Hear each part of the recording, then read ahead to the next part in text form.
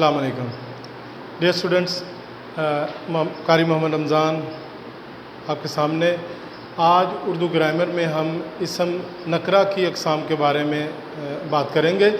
اسم نکرہ کی مشہور اقسام اسم ذات ہے، اسم صفت ہے، اسم استفہام، اسم عدد اور اسم جنس ہے۔ اسم ذات، پہلے اسم ذات ہے۔ اسم ذات کہتے ہیں کہ وہ اسم جو کسی چیز کی علیحدہ خصوصیت کو بیان کرے جس سے وہ دوسری تمام چیزوں سے یا اجناس سے وہ الگ سمجھے جائیں۔ تو جیسے لڑکا ہے، اور آپ درخت کا نام لے لیں، شیر کا نام لے لیں، یہ تمام چیزیں ایک دوسرے سے خصوصیات کے لحاظ سے علیحدہ ہیں۔ تو اسم ذات کی اقسام جو اردو گرامر میں بہت مشہور ہیں اور بہت آسان بھی ہیں، عام فہم ہے۔ اسم ذات کی اقسام میں اسم مکبر، اسم مصغر، اسم اعلیٰ، اسم صوت اور اسم ظرف ہے۔ اسم مکبر کے بارے میں بات کرتے ہیں۔ اسم مکبر وہ اسم جس میں کسی چیز، جگہ یا شخص کا اس کے بڑائی نہیں ہوتی۔ بڑائی تو ہے صفت بیان کرنا، یعنی اس کے بڑے ہونے کو بیان کیا جائے، بڑا پن بھی نہیں کہیں گے، اس کے بھی اور معنی بن جاتے ہیں۔ تو عام یہی لکھا ہوا ہے کہ کسی چیز، جگہ یا شخص کی بڑائی کو، بڑے پن کو نہیں، ایک دوسرا عام مفہوم جو ہے وہ سمجھ آئے کہ اس کے بڑے ہونے کو بیان کیا جائے۔ مثلاً گھڑیال، گھڑی چھوٹا لفظ استعمال ہوتا ہے، چھوٹی چیز کو کہتے ہیں گھڑی، اور اس سے بڑا جو ہے وہ کلاک جو ہے، بڑا کلاک سے گھڑیال کہتے ہیں۔ اسی طرح پگڑ، باغ، مہاراجہ، ڈھول، بچہ، بیٹی وغیرہ۔ اب انہی اسم مکبر کے اسم مصغر کی ہم بات کریں گے۔ تو عام فہم ہے مصغر یعنی تصغیر، چھوٹا ہونا، وہ اسم جس میں کسی چیز، جگہ یا شخص کا چھوٹا ہونا ظاہر ہو۔ چھوٹا پن نہیں ہے، چھوٹا پن اور ہوتا ہے، معنی اور مراد لیے جا سکتے ہیں۔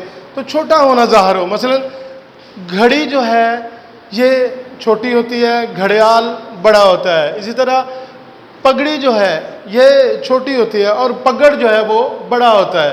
اس طرح باغ بڑا وسیع اور عریض رقبے پہ ہو سکتا ہے، باغیچہ جو آپ کے گھر میں ہوتا ہے، لان جسے آپ کہتے ہیں۔ اس طرح مہاراجہ بہت بڑا راجہ، اور راجہ عام بھی ہوتا ہے، چھوٹا راجہ جسے کہیں گے۔ ڈھول بڑا ہوتا ہے، ڈھول کی چھوٹی ہوتی ہے۔ اس طرح بچہ جو ہے یہ بچے کا مصغر جو ہے یا اسم تصغیر اس کا وہ بچونگڑا۔ تو محاوراتاً کہہ دیتے ہیں یہ بچونگڑا کہاں گیا، یعنی چھوٹا سا بچہ ہو تو اس کو بچونگڑا کہیں گے، اس کا مکبر بچہ ہے۔ اسی طرح بیٹی اور بٹیا۔ اگلی اس کی قسم ہے اسم ذات کی اسم اعلیٰ، وہ اسم جو کسی ہتھیار یا اوزار کا نام ہو، مثلا سوئی، تلوار، چاقو، پستول، قلم، مسواک، جھاڑو، کنگھی، استری وغیرہ۔ توپ اور ٹینک بھی اسی میں آ جاتے ہیں، اور بہت سارے اوزار ہیں جو بڑے بڑے ٹولز ہیں، تو وہ بھی اسی کے زمرے میں آ جاتے ہیں۔ اسم صوت، صوت کے معنی ہوتے تھے آواز کے۔ بعض لوگ میں نے سنا ہے کہ وہ صوت کہہ رہے ہیں، صوت نہیں، یہ اسم صوت ہے، عربی کا لفظ ہے۔ تو وہ اسم جو کسی آواز کو ظاہر کرے، کسی بھی آواز کو، کسی جانور کی ہے، کسی جاندار کی ہے، بے جان کی ہے۔ آپ دروازہ کھٹکھٹاتے ہیں تو یہ ٹھک ٹھک کی آواز جو ہے یہ دستک کی آواز کہتے ہیں۔ تو مثلا میاؤں میاؤں یہ بلی کی آواز ہے، ٹن ٹن یہ گھنٹی کی آواز ہے، سائیں سائیں ہوا چل رہی ہو تو ہوا کی آواز کو سائیں سائیں کہتے ہیں۔ اس طرح ٹک ٹک گھڑی کی کلاک کی آواز کو سنیں تو سوئیاں جب ہلتی ہیں تو آواز آتی ہے ٹک ٹک۔ چوں چوں یہ چڑیا کی آواز ہے۔ اسی طرح اس کی آخری قسم ہے اسم ظرف۔ اسم ظرف کہتے ہیں وہ اسم جو مقام یا زمانے کو ظاہر کرے۔ تو اس کی دو قسمیں ہیں، ایک اسم ظرف مکان اور دوسری اسم ظرف زمان۔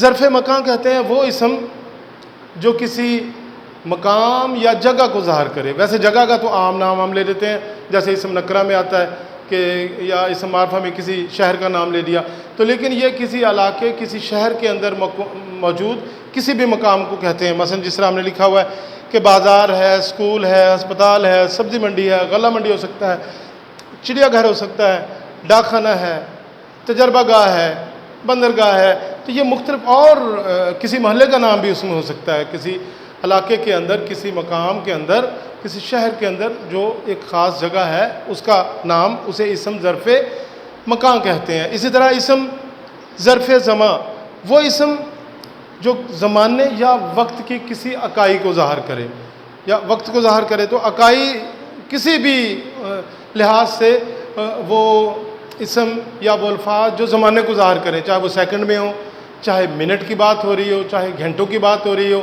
چاہے سال اور صدیوں کی بات ہو رہی ہو، چاہے یہ کہا جائے کہ پاکستان 14 اگست 1947 کو مارد وجود میں آیا۔ 1947 یہ اسم ظرف زمان ہے۔